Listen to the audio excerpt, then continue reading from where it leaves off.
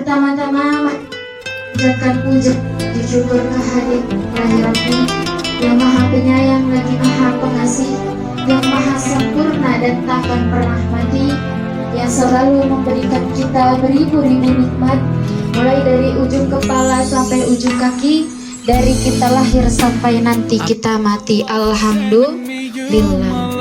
Salawat beriringkan salam, marilah kita curah limpahkan kepada baginda besar kita, yakni Habibina wa Syafi'ina wa Maulana Muhammadin sallallahu alaihi wasallam, yang telah membawa kita dari zaman zahiliyah hingga zaman seperti sekarang ini.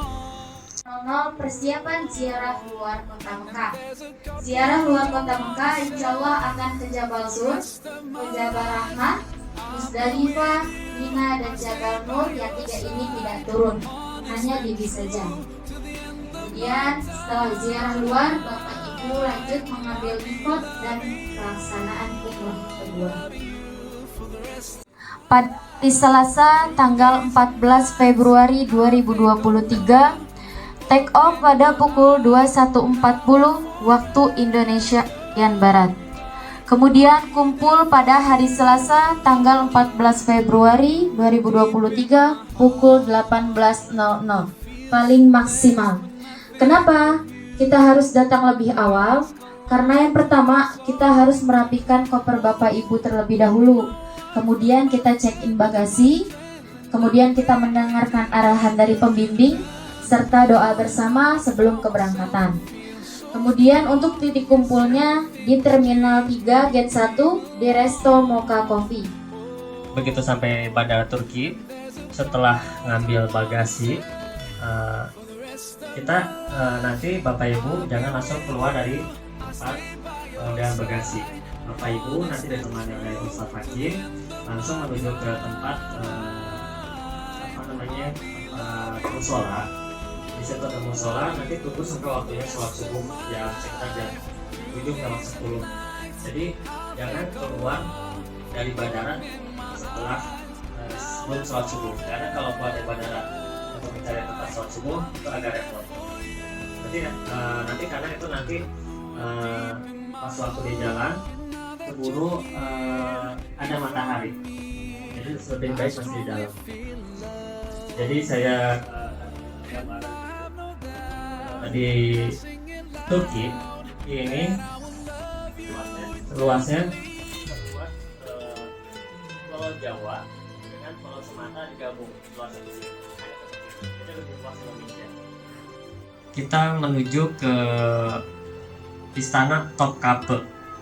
Kalau di foto ini kan ada salju ya, tapi untuk tahun ini sepertinya saljunya juga kurang di Istanbul. Kemarin ada yang mau turun salju tapi gagal, jadinya hujan. Jadi mungkin iklim ya, karena iklim.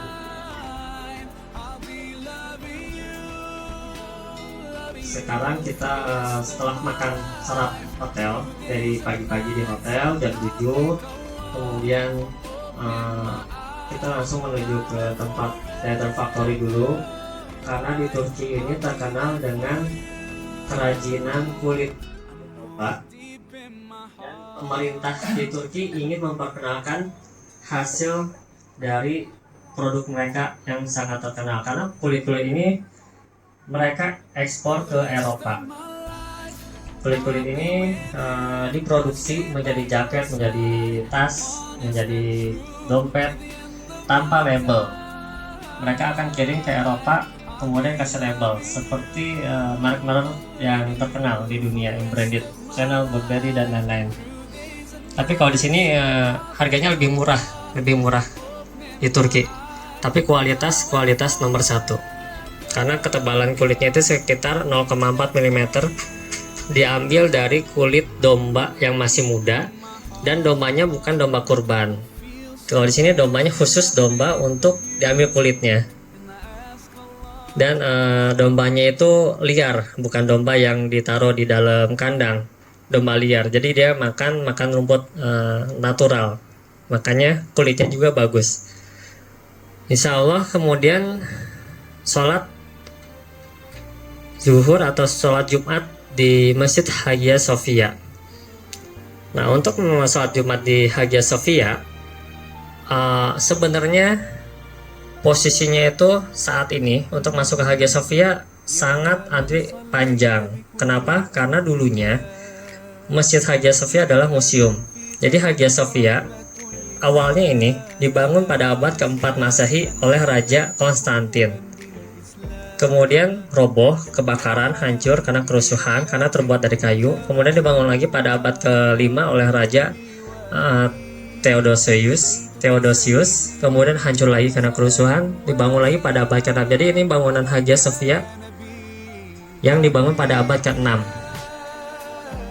Jadi sebelum kelahiran Nabi Muhammad. Jadi masjid ini sudah ada. Atau karena waktu subuhnya kan 20, karena suka beda dengan Istanbul, kemungkinan 8.30 sudah check out. Insya Allah kita langsung menuju ke tempat oleh-oleh Turkish Delight dulu, nama toko Murnira. Di situ Bapak Ibu bisa menemukan manisan Turkish Delight, kemudian madu, saffron, ada parfum juga, macam-macam. Kalau mau beli belanja oleh, kebanyakan di toko ini. Kalau di pusat karena yang lainnya. Nanti kalau Bapak Ibu mau mencari seperti kerudung berbahan sutra, itu ada lagi. Pokoknya di samping masjid besar yang tadi itu, tinggal nanti Bapak Ibu tinggal tanya kepada pemandunya. Dari situ kita langsung menuju ke Uludag. Uludag itu yang tadi saya sebutkan adalah Masjid Gunung Agung di kawasan Bursa. Jadi untuk menuju ke kawasan gunung sekitar 1 jam. Perjalanan sekitar 1 jam dari pusat kota Bursa. Ketinggian gunung ini kurang lebih sama seperti Gunung Gede yang ada di Bogor, sekitar 2.800 meter di atas permukaan laut. Insya Allah nanti Bapak Ibu akan naik cable car di sini dan bisa main salju. Ya, lanjut. Oh ya, tadi kalau di Gunung Salju Bapak Ibu diharapkan membawa kupluk atau shawl, kemudian jaket juga, dan menggunakan sepatu. Tetapi kalau nggak ada, kalau nggak bawa nggak masalah, karena juga ada toko yang menjual barang-barang itu harganya standar, nggak terlalu mahal. Kemudian lanjut dari gunung langsung turun ke bawah lagi menuju ke tempat makan siang di Sahin Bay. Sahin Bay Doner Restoran di sini. Untuk Sahin Bay Doner Restoran biasanya menunya menu lokal juga. Kita di situ disajikan makanan Iskandar kebab. Iskandar kebab itu jadi gambarannya piring, kemudian ditaruh roti, dipotong-potong, ditaruh lagi daging iris, tapi daging di sana dagingnya daging sapi, selalu pakai lemak domba. Pertama, nih tepukan, ambil satu nih, tepukan ini maksudnya pasti lokasi tempat adanya gubar ataupun debu. Dilanjutkan begini atau boleh begini ya, itu terserah ya. Kemudian wajah, nawaitu saya memaklis tiba hati sholat di pagi, itu sekali saja. Nawaitu saya memaklis tiba hati sholat di pagi. Dengan bahasa Indonesia, saya niat tayamum itu boleh sholat atau. Kemudian dorbun yang kedua ataupun tekukan yang kedua buat tangan.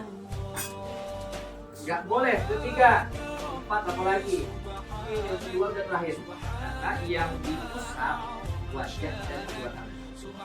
Tekukan yang kedua ini kita ambil tangan kanan dulu nih yang akan diusap. Ambil bagian 4 jari, luas 4 jari. Ketemu lagi 4 jari.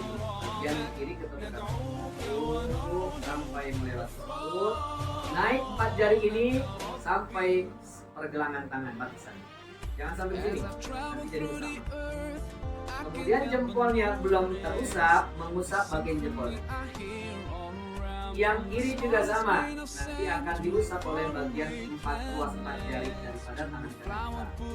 Sampai ikut, kemudian naik ke atas sampai ke pergelangan tangan. Jempol yang kanan akan mengusap bagian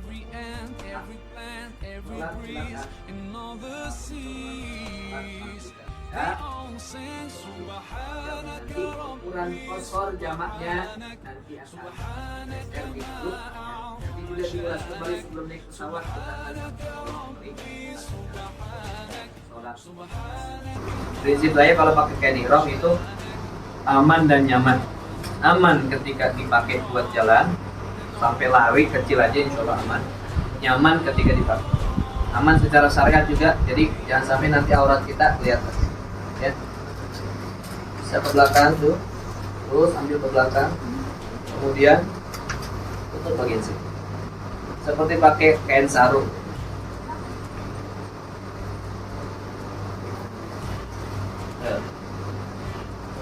Cukup hanya beberapa lipat dan biasanya saya nggak pakai sabuk lagi. Nah, kalau saya udah agak buncit jadi aman. Maka berbahagialah orang-orang yang perut buncit. Jadi aman. Terus posisi ikatan kain ihram yang di bawah itu harus di atas pusar. Nah ini aman nyaman, aman secara syariat. Ini nggak bakal tersingkap aurat kita. Karena aurat laki-laki itu minas surah ila rukbah, itu dari pusarnya sampai lutut. Jika misalkan tersingkap itu sholatnya nggak sah. Aman dan nyaman. Gini aja, nggak usah pakai sabuk. Tapi kalau nggak pede, silakan pakai sabuk yang biasanya di pernak-pernik perlengkapan haji umroh banyak. Beli sabuk itu ukurannya nanti dipakai aman. Walaupun tidak pakai sabuk, yang penting ikatnya juga aman. Insya Allah nanti di hotel ya saat nanti pakai ihram saya bantu juga. Atau yang bawa buntut, ya misalkan bawa istri, bawa anak yang kecil. Biasanya saya pakai buntut nih. Nah ini buat dibikin kenceng juga. Bawahnya masukin, atasnya kasih buntut. Enak kan? Ini aman dan nyaman juga. Ini kencengin dulu. Pakai. Ini aman nyaman juga. Aman nyaman. Enak. Relax. Tuh, udah. Bagian belakang aja lupa dikit aja. Nah ini ada buntut tuh. Oh ini mau ditarik 3 orang juga aman. Kecuali kalau ditarik pusok kita yang bawa ini. Aman. Ini kalau misalkan bawa anak, bawa istri ini tinggal tarik aja. Ini aman. Nggak bakal kedodoran. Ya udah berkali-kali nggak lepas. Ini biasa buat pengenalan karena dari jauh kelihatan tuh tidak. Ya. Jadi bukannya kita merek-merekin tapi ini buat kelihatan aman ya mas. Dari jauh karena segitu orang banyak, ribuan orang dalam satu waktu. Nah ini kalau buat yang namanya kondisi sholat, kemudian sa'i, nah kita pakaiannya di kurung. Biasanya ada tas zahid ada.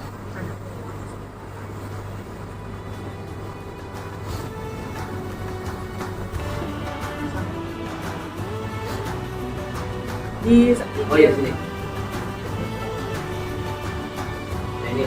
Ini tas buat naruh sendal ya. Jadi sendal itu jangan ditinggal. Nanti baik di Masjid Nabawi, kemudian di Masjidil Haram, taruh aja di dalamnya. Dikosongin, ditaruh buat naruh. Ini fungsinya bukan buat naruh sendal aja, buat lempang juga. Mati. Ini kondisi sholat atau kondisi sahih. Kemudian kalau kondisi yang namanya tawaf, bukan kiblat itu berarti dibuka bagian lengan bagian dulu.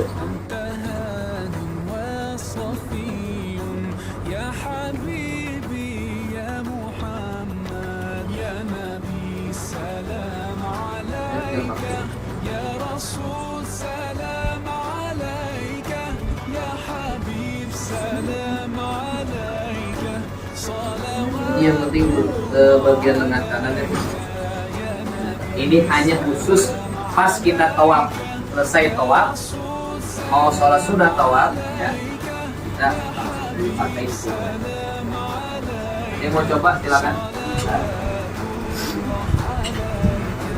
Ya. Ini di atas pusat, ya, mata kaki, bolos di atas pusat dan mata kaki. Nah kan, ini nanti sama kamu apa gitu. Yang penting kencang. Bagian atasnya.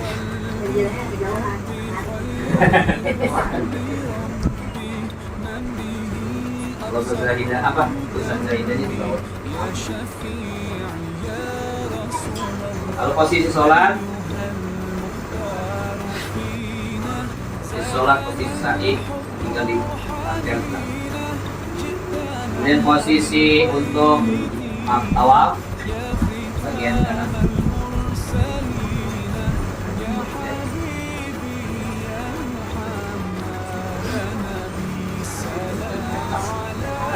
Coba tangan kirinya keluarin, tangan kirinya.